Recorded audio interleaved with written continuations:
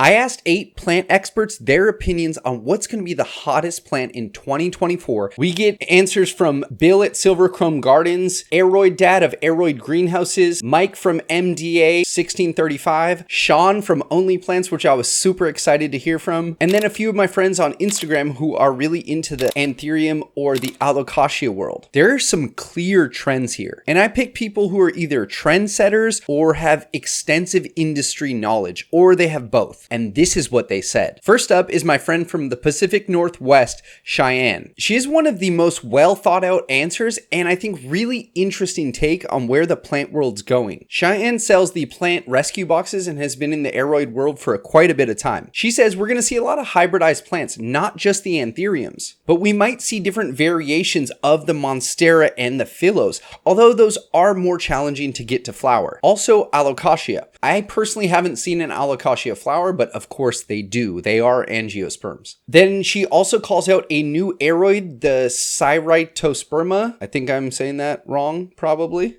And also some semi-aquatic plants. This is actually really interesting. And then something similar to Alocasia and Colocasia. And when I was at the International Aroid Show, I did watch Enid by a variegated Colocasia from Mike. And we also have Mike in here. Cheyenne then brings up a great point about the aroid prices crashing further. The consistently variegated, philodendron monstera that we've been seeing crash for the last year or two. And then she brings up a great point here about the variegated Alocasia. You'll see this theme recurring. But she says that the price is going to fall once people realize how often it mutates while being in tissue culture. I've been doing a lot of tissue culture in this past week, and I found a lot of variegation throughout TC. It must be something in the hormones or the way that you're sterilizing, which creates mutation in the genes and creates variegation. And they can also be grown from Krome, and that's going to bring that price down too. And then Cheyenne goes to explain that she thinks that Florida beauty hybrids in particular,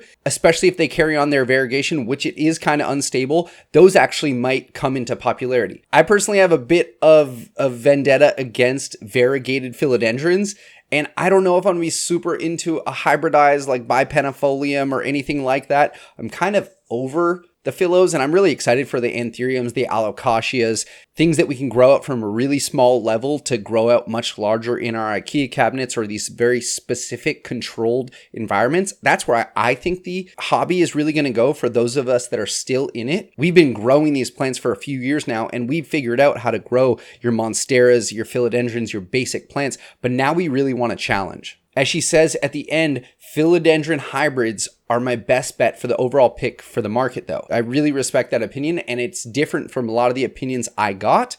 So let's roll into the next ones now. Bill at Silver Krome Gardens, a man of few words, simply responded that Anthuriums will continue to be popular, and I don't think he's wrong. Bill is the son of Dennis Rotolante, and of course Anthurium rotolantii, like the one NSE Tropical sold out for $1,500. This plant is named after Dennis.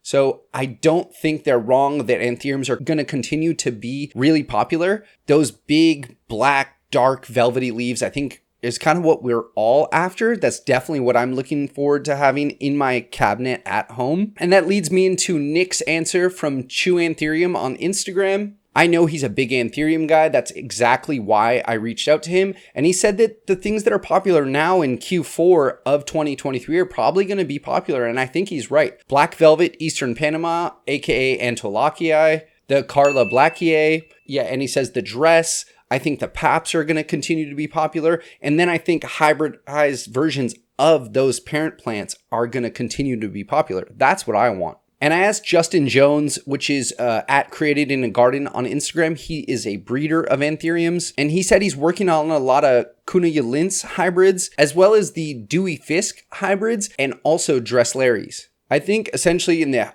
Anthurium market, you're going to see the pure versions of these plants get really popular and go for, Delta Force and things like that go for $800, $1,200, and then see hybridized versions and those seedlings come out for a few $100s, and that makes it more accessible to the general public. I don't think when plants are above that $1,000 mark, really anybody's buying them except for growers. And Sean from Only Plants has some great insights on exactly that point. And then I reached out to Edgar over on Instagram. He's at Aroid Dad, and he runs Aroid Greenhouses, I believe with his daughters. And since he has grown a ton of variegated Aroids, he had a really interesting answer to this. And he said that he thinks in 2024, the most popular plant will be a variegated money tree, actually, which I personally don't love money trees because it just reminds me of like a cheap IKEA plant, and I've killed a couple of them. But it is a really cool looking variegation, and I looked them up. They look like they go for a couple $100, maybe $200 to $500,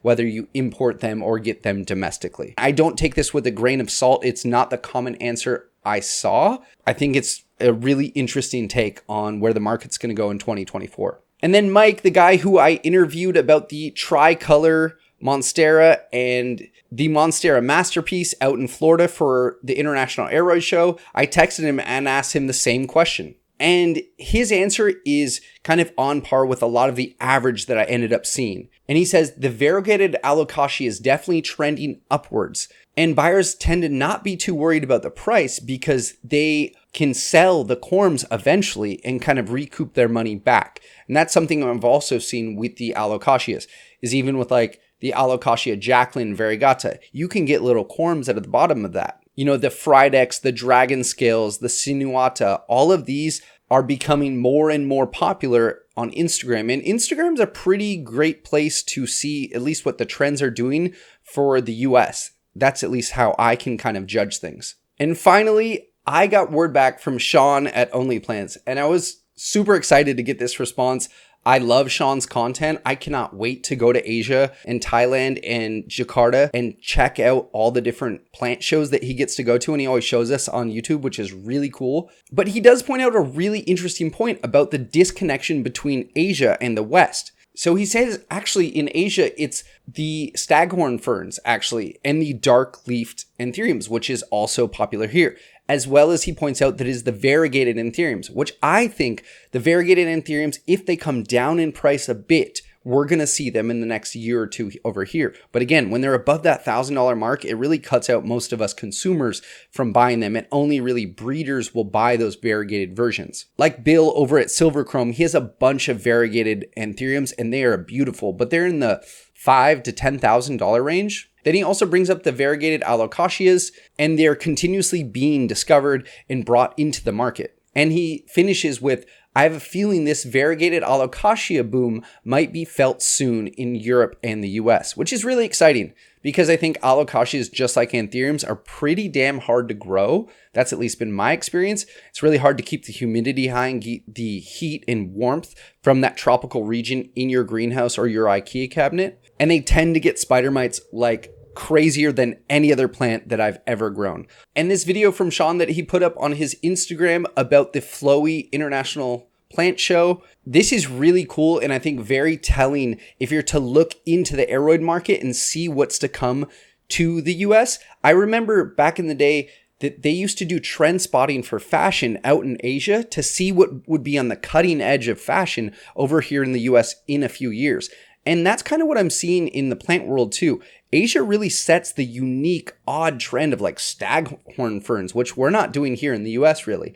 And then we kind of figure out what's cool and grab bits of that and then make it mainstream. And to summarize, it's my friend Ada up in the Bay Area at soilingmyplants on Instagram. Go follow all these people. These are all really cool profiles that I kind of check out to see what the trends are. I feel like Ada's profile is kind of exactly what I would consider as trend setting, because she's very good at seeing what's on trend. Like she was way ahead of the Fridex boom, and she's been on top of all the biggest, darkest leaf anthuriums. I always go over to her profile if I want to see like some cool, huge, dark, black anthuriums that maybe I want to get into. And her response is kind of the same. Right now I'm in the anthurium trend, maybe more variegated alocasia and anthuriums, because she also has a good amount of variegated alocasia. And she also points out that a lot of the new alocasia species are coming out to the market. And this is absolutely true. The alocasia serendipity actually reminds me a little bit of the